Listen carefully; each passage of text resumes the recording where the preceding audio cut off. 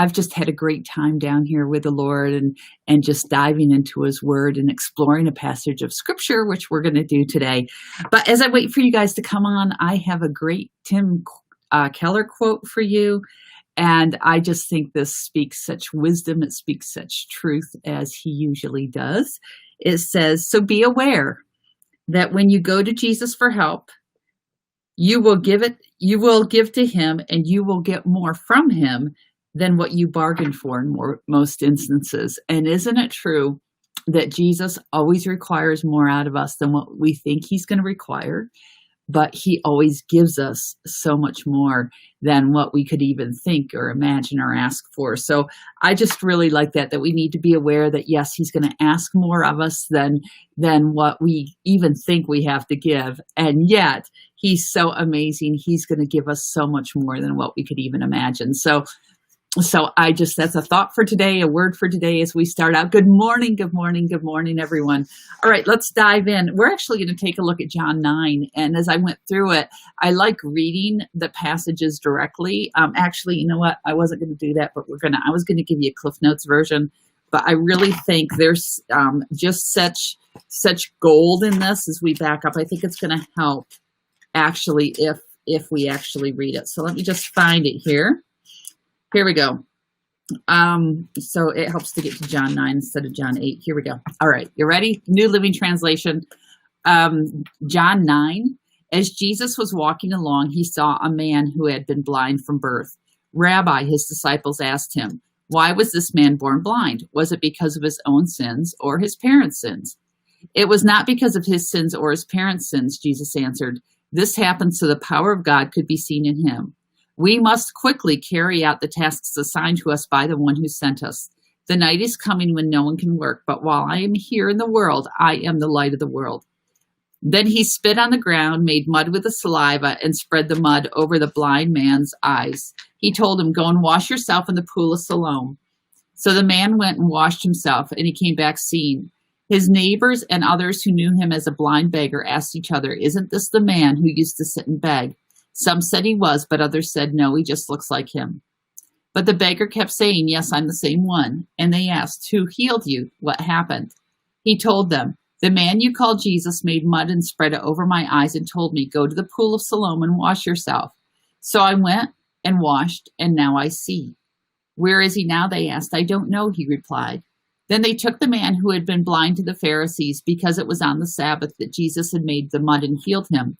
The Pharisees asked the man all about it, and he told them, "He put the mud over my eyes, and when I washed it away, I could see." Some of the Pharisees said, "This man Jesus is not from God, for he's working on the Sabbath." Others said, "But how could an ordinary sinner do such miraculous signs?" So there was a deep division of opinion among them. That's really important, a deep division of opinion.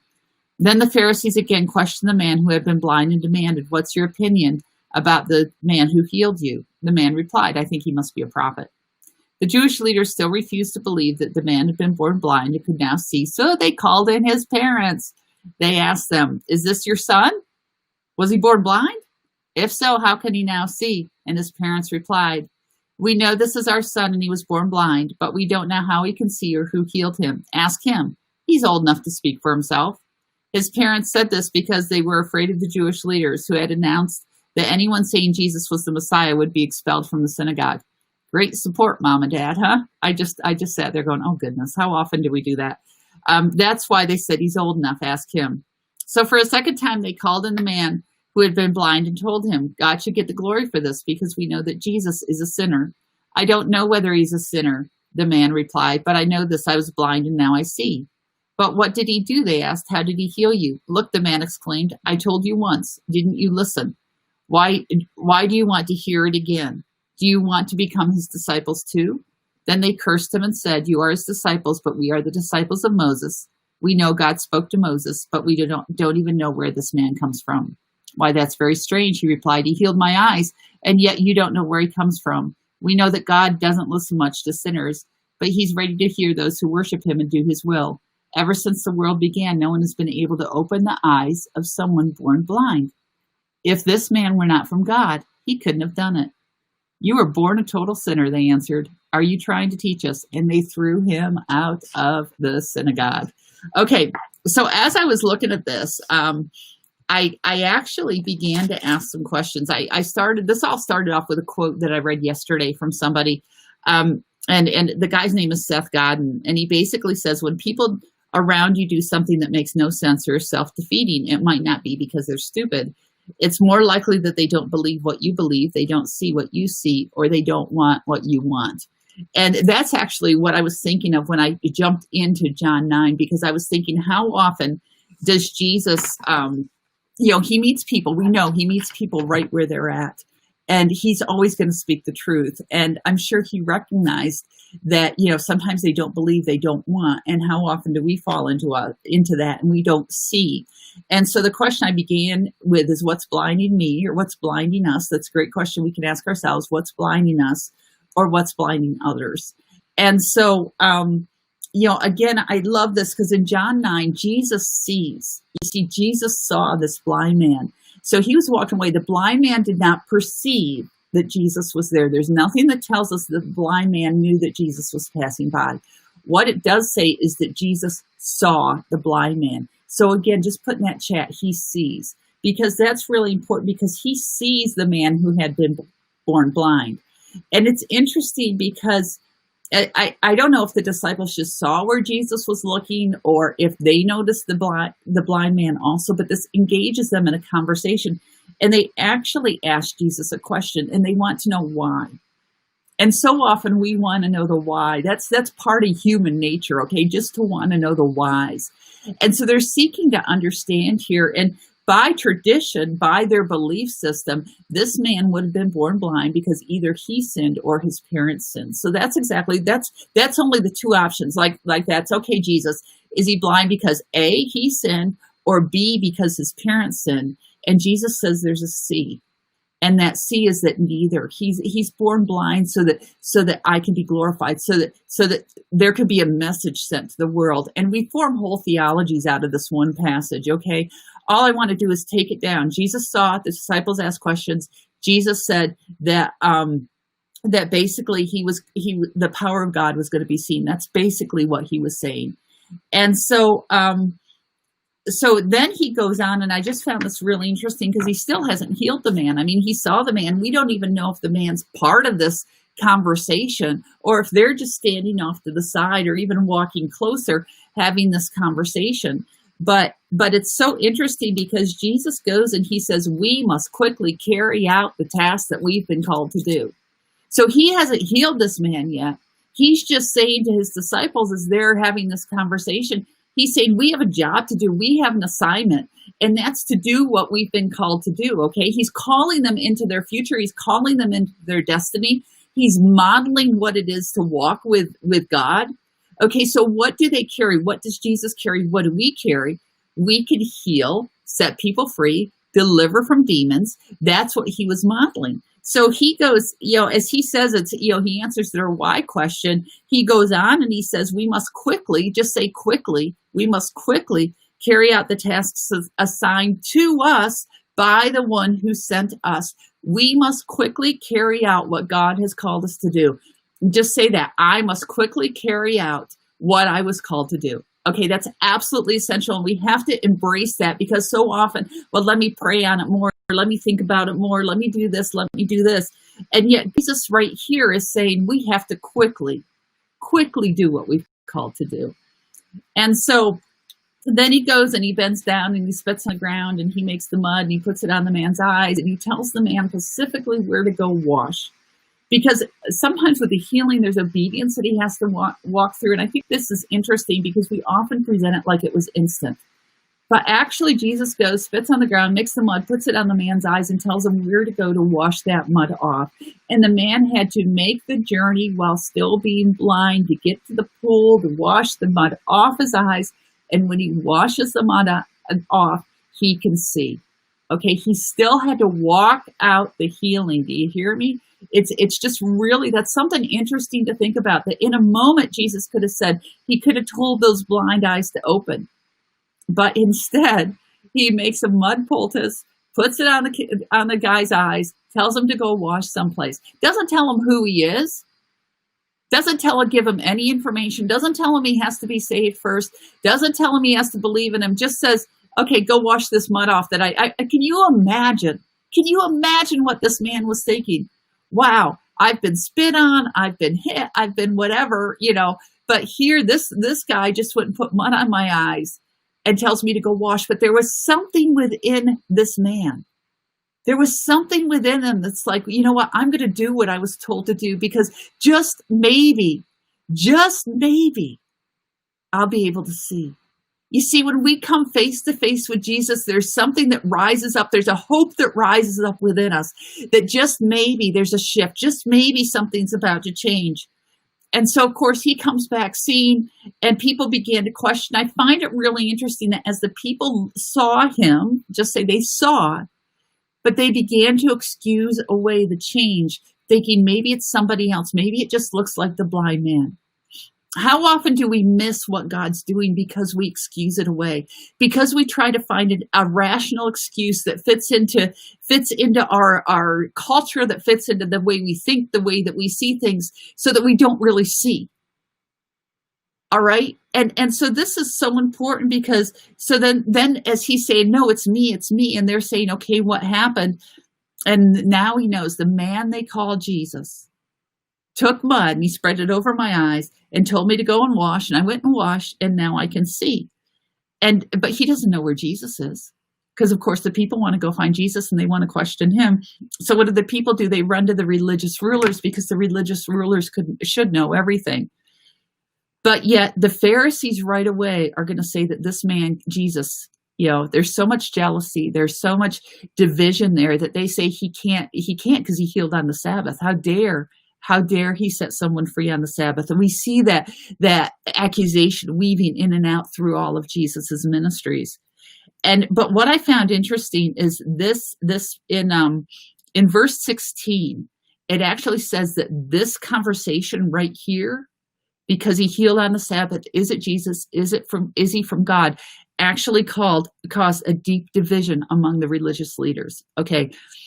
It is not uncommon. I want us to hear this. It is not uncommon for an authentic move from God to cause a deep division, even within the church, even among the religious leaders. Okay, that's not uncommon, and we need to understand that, because just like the people who went to the religious leaders seeking to understand, there's been churches that are walking away from the signs and the wonders and the miracles and the fullness of God because they don't understand, because they're in this very same place that these religious leaders were in right here. Is this from God? Isn't it from God? Can God still do signs, wonders, and miracles still happen today? That same conversation is going on today that was happening back here.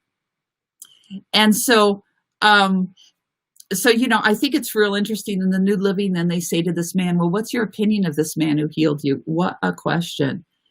And the man says, I think he must be a prophet. See, he still didn't know who Jesus was. And that's really important. Just say he still didn't know who Jesus was. He still didn't know. It's not uncommon for Jesus to touch somebody and they still don't know who he is. And sometimes we'll look at that and we'll assess, and again, we'll discount the move of God because the person still doesn't know. But that didn't change that he was blind and now he could see in the natural and the physical he could see. And so again, they go and they call his parents. Isn't that what good religious leaders do? If they don't like what the kid says, even the adult child, they go and call the parents. And of course, the parents only partially stick up for him because they're afraid that they'll be kicked out of the synagogue. And how often do we not give the fullness or the full account of what the Lord did because we're afraid that we'll be kicked out of the synagogue, because we're afraid that we'll be ridiculed, because we're afraid that we'll be shamed? I've gone and shared accounts, and I know people who've shared accounts of wonderful things that God has done. And they're met in the church, in the religious structure, with ridicule, with questions, with condemnation, with all sorts of other things it could be, by some very well-meaning people. I'm sure these Pharisees wanted to protect the people. And yet in that, they missed the very move of God. And so, we just need to be really careful, because there's still miracles today. God's still healing the blind. He's still setting them free. And so, but that really caught me, the response of the parents, because here's their child, and yet they didn't go the full distance for their kid. They didn't go the full distance for God, out of fear of how it would be received, out of fear that they'd be kicked out of the synagogue.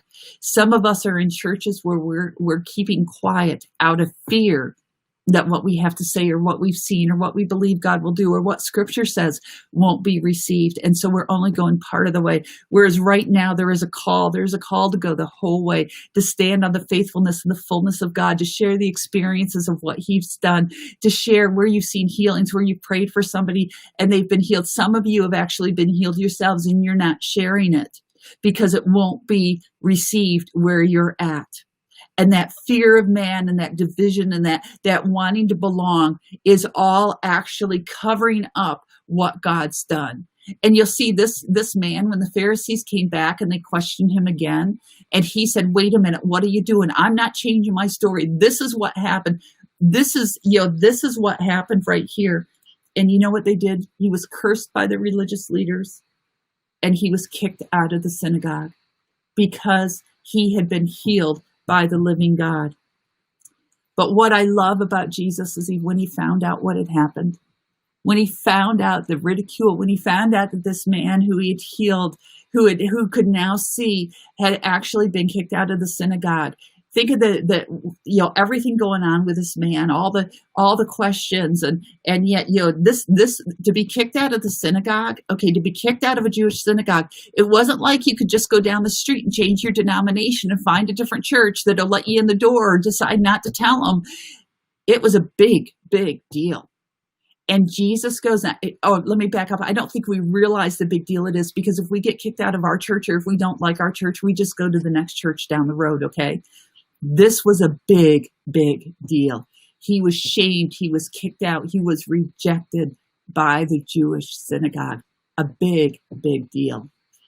And Jesus goes and he hears what has happened. And he goes and finds the man, this man who he had healed, but still didn't know the fullness of who healed him. He had settled on he must at least be a prophet, but he still didn't know the fullness of who had healed him. And Jesus comes back around. Jesus will always cycle back around and find us right where we're at. So he cycles back around. He had met the man when he was blind. Now he's going to meet the man who can see and invite him even into more of a spiritual depth of perception, because now he can see in the physical and he's going to invite him to be able to see in the spiritual. And so Jesus says, do you believe in the Son of Man? Do you believe in the Messiah? The man answered, who is he? I want to. And Jesus says, it's me. And he enters into that. And so he cycles right around. And some of us need to know, we have friends, we have family who have experienced the healing of God. They've seen the healing of God. They've even grown up in the synagogue. They've grown up in the churches, okay? And Jesus is cycling. This is a season where he's cycling back around to get those who are wondering, to get those who know. And he's coming back and he's saying, I'm right here. I'm right here. I'm right here. And so we need to know this. And so, of course, the religious leaders, they come back. Some of them overhear this conversation and they're saying, are you saying that we're blind? And Jesus says, yeah, you are, because you can't see the goodness. We can't see the goodness of who God is. We can't see the truth of who God is. So the young man here, at first he didn't know what had happened, but he didn't water it down. He didn't at first know who had healed him, just that he was healed. Jesus comes back. And he finds him. Jesus will always circle around. The young man believed and worshiped. The young man's parents were too afraid of the religious leaders to celebrate what had happened to their son. That's an important warning there. The Pharisees, of course, had discernment issues. We have to be careful not to become like the Pharisees. We need to understand that Jesus saw. He saw and he healed. The disciples saw and they asked questions, and Jesus invited them into being his ambassadors on earth to do what was being done, and they were to do it quickly. So what do we need to step into quickly? How do we need to see? How do we need to truly see? You see, again, when God rescues, he always asks for far, far more. He rescued this man, he healed the man, and then brought him into the kingdom because he also gave so much more than could ever be asked or imagined. So that's the goodness of our God. How's your eyesight? Are we seeing through Christ's lens, through his perspective? And are we going about the works, doing what he's called us to do quickly because time is short. So it's been great to be with you guys today. Come on back tomorrow at 8:15 Eastern. We'll dive in again, see where the Holy Spirit takes us. Again, be sure to share this with others. Just spread the word. If this impacted you, share it with others. And so be so blessed. Have a great day, everyone.